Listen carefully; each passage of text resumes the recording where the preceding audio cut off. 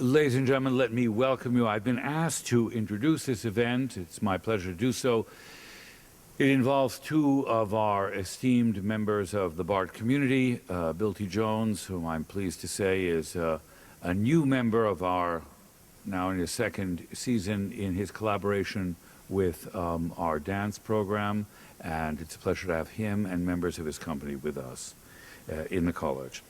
You'll see a piece of his, which is called Floating the Tongue, and after that, both Bill T. Jones and Roger Berkowitz who is the director of the Hannah Arendt Center and associate professor of politics and a distinguished political theorist, and also, believe it or not, a graduate of law school as well, but don't ask him legal questions.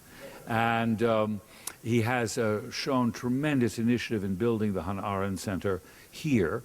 The two of them will have a discussion after the dance, and then the floor will be opened to you, members of the audience, to further the discussion.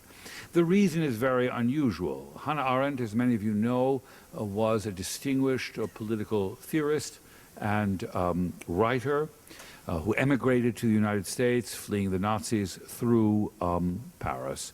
And she was extremely prolific. Her famous works include a book in the early 50s on the origins of totalitarianism.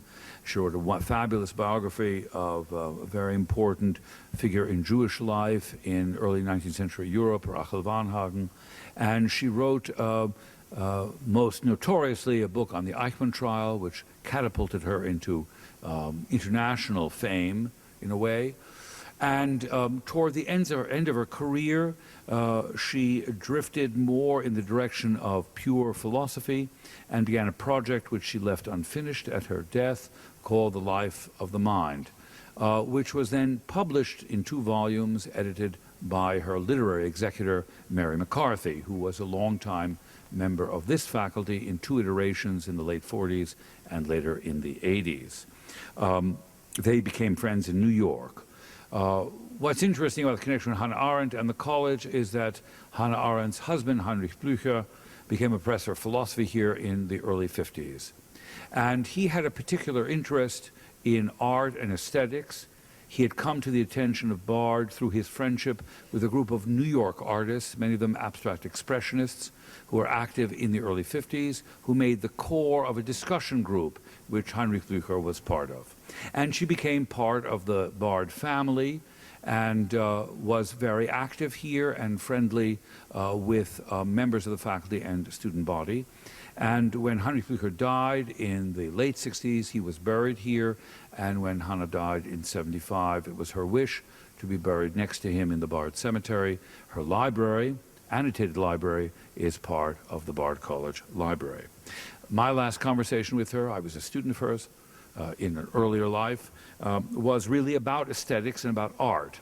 And she was terribly interested in the relation of language and art and politics and culture. Her husband had left some lectures on aesthetics, which are in the Bard Library, and her plan was to join the Bard faculty in the fall of 1976 and to work on the 3rd volume of The Life of the Mind, which was going to be on aesthetics, nominally based on Heinrich Blücher's lectures.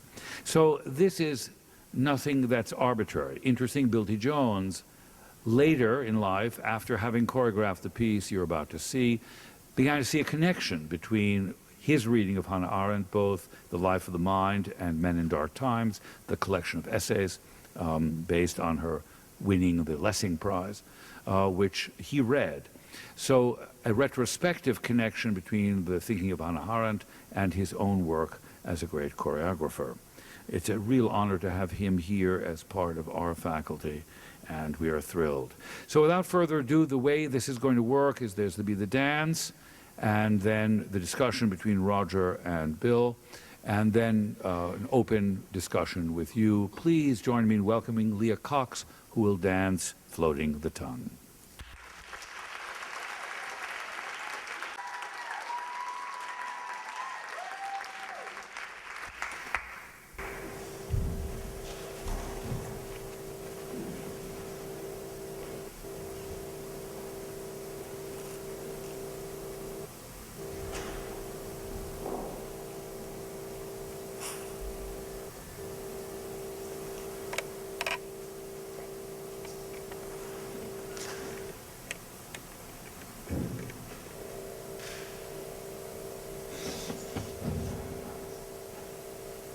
Phase 1.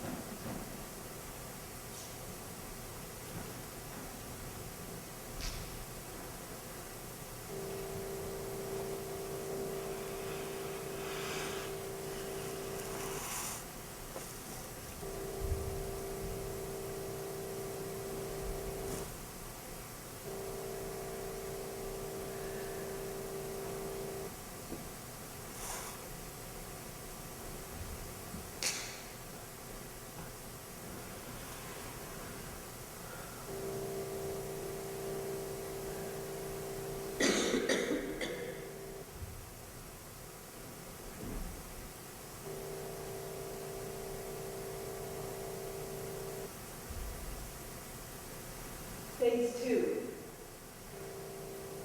Begin parallel position facing the front. Make a soft circle with the left hand and the left arm facing the upstate. And then bring the hand over to the top of the head, maintaining that circle. Replace it down into the floor. Break the right arm at a 90-degree angle to the side of the body. Extend the fingertips down. Lift the sternum up and look forward up at the upstage, up at the ceiling. Put the weight into the right foot. Step forward on the left foot. Pull the right heel back down. Replace the left foot next to the right foot.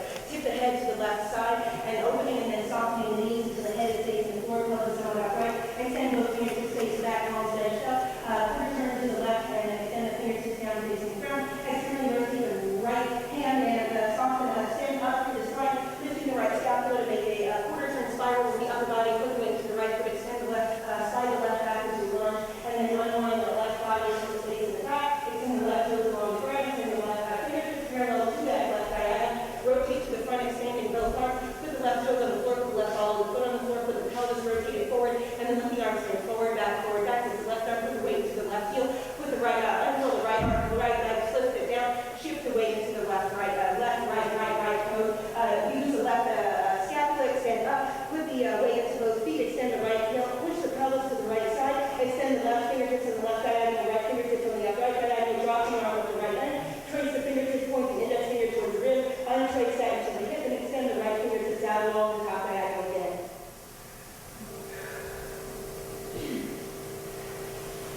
Phase 3.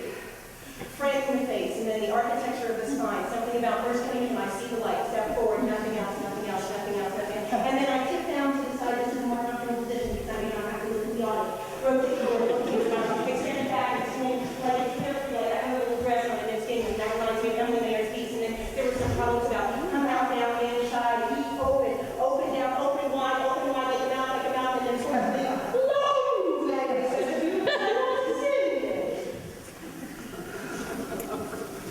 Phase 4. Purposeful, a little bit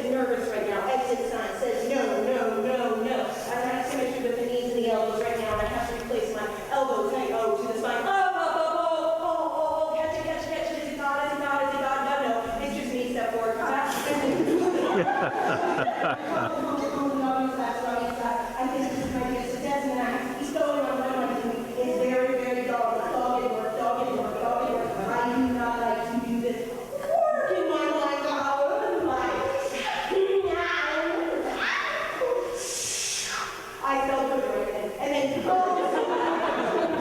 open, looking for anything, that would be something like divine inspiration. Would that be what a fearless leader is?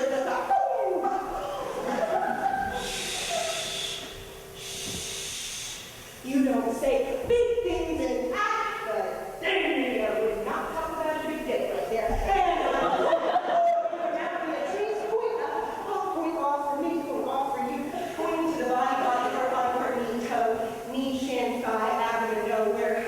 Hurt, pain in the left hand. That's the syllabus.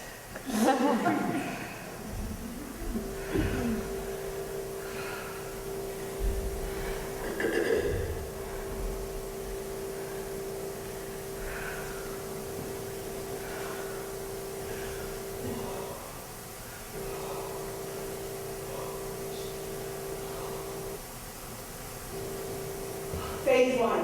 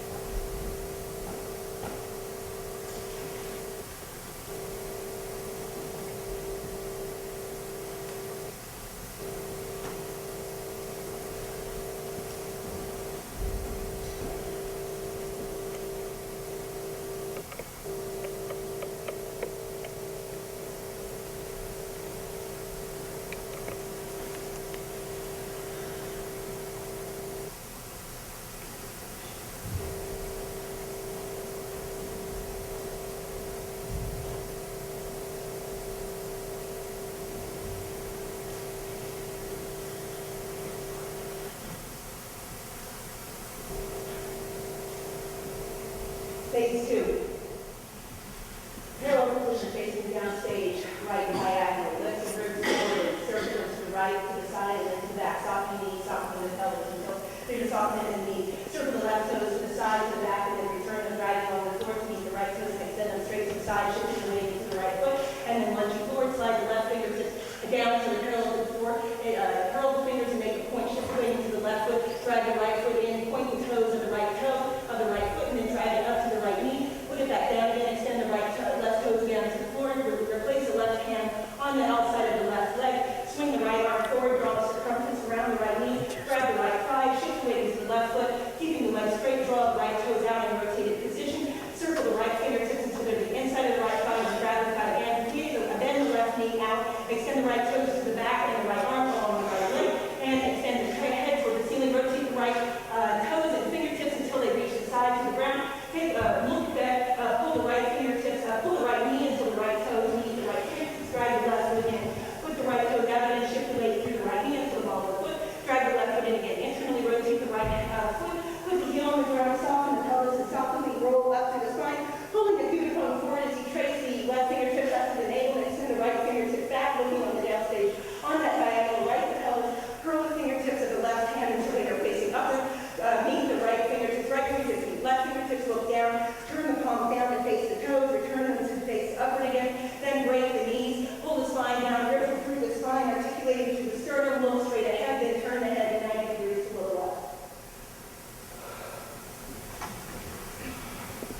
Phase 3. Circumnavigating my own pelvis, moving down, striking forward, forward, beating dog, beating dog, beating dog, beating dog, beating dog, beating dog. Circle the left toes, moving around, take feet, keep going, keep going. A sense of I forgot where I was going. Lift like a stitch, and then drop, place. A sense of matter of factness, left knee still hurts. And then pull in, extending down, down, like so as an annoying thing in my ass, and then moving down, shifting forward like a dinosaur, something dinosaur about that, the hollowness, the sound in me. I like that sound. I'm not often on stage anymore, and I say a sense of reverence, a sense of giving. If this was the Buddha, he would say it like this, but I said, oops.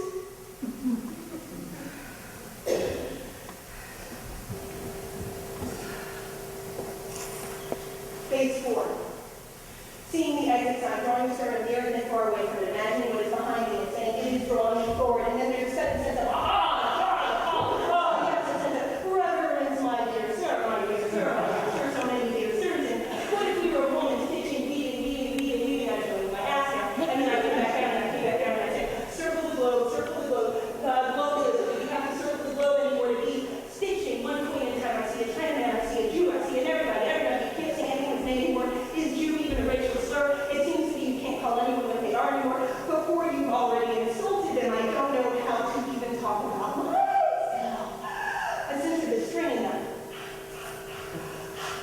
Planting seeds, sharecropping, James Fraser, new head of ADF, what does that mean for all of us? It means something right, it means something high and low. And who even knows in this audience what is ADF? And I see 1, 2, 3 purple people. Purple people are who Veronica, the girl in Willy Wonka becomes when she is. I am a fat woman said, oh, yes, something about fat people and fist, red shirt, black, that's it.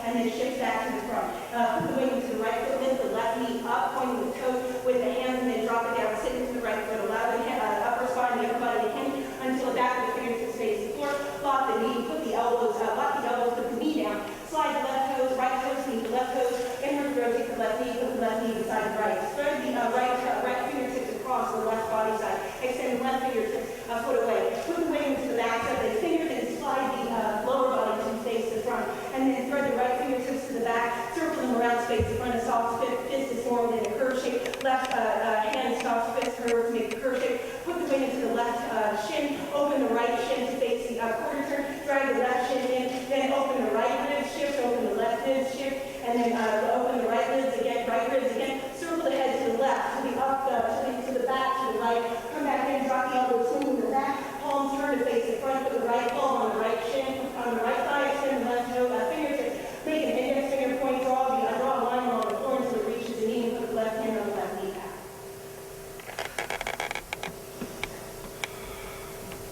Phase 3. Great fall, rebirth, Legos. Great fall, a sense of falling in, earthquake in Japan. I never knew it Frank would like feeling it. I could, and a little fashion show right here, sliding upside down. And then lifting the knee up, a sense of imminent domain as I crumble to the ground. And it is like that King Kong, and there's something so poignant right about that. Right about the King Kong and push, like an 8, like the beast of the art. Opening and seeing, engaging something in the front. Not quite if it's not quite angry, just something injured, and I'm driving it. It's like I'm a suburban mom, and I'm up here, I feel like a suburban mom. And I'm not sure if everyone is my kid right now. And I definitely don't use it, and I say, oh, my very, I like the idea of having more hair. I don't have any hair. When I was young, my grandmother would not let us. She was Ukrainian. She had a very abusive father, and it was like no pretty ladies for us. Why no pretty ladies? Why no pretty ladies for us? Why no pretty ladies? And I said, but I'll show you my leg, young man. I'll show you my leg. And he's like, oh, now that you know, my pretties, in a sense of how do things crumble and a feeling of the spine, and I like this way. And it reminds me of something of Janet Wong's phrase, a sense of chapel chatter dance I used to do, but I don't do it anymore. And then I open and I curve, and I once again see this idea of driving in my life is passion before me, driving in my life is passion before me, driving my life, and I like the feeling of rolling, and it seems very sensual to do this, although it used to just be a modern dance move, and it's 1, 2, 3, and then I say, there's where I reflect that into the tempo, and I see tape on the floor, the ground floor, and my black and the white dress, flowers. Phase 4. If everything could crumble in the building a sense, I just want everything to ripple down, fall, crumble, crumble, crumble, crumble, crumble. And a cookie crumble is what we probably all ate at Thanksgiving dinner. And everyone ate a little too much and said, oh my goodness, a hot floor, hot cold. So they used to make the Buddha go, right? They used to make the Buddha go under extreme pressure. And many people are not Buddhas, and they go under extreme pressure. What is going on in Guantanamo Bay? Why am I talking like a news ad and there's no news anymore? Like a Muhammad Ali, strike like a butterfly, see like me, strike like a butterfly, see like me, and strike like me, like little black strips, like black and white, like the panels on the floor, like architecture, like it is nice to have a body, and it is nice to move, and I'm out of breath, and you probably feel like I'm hungry at the beach today, now I probably should, because I feel hot.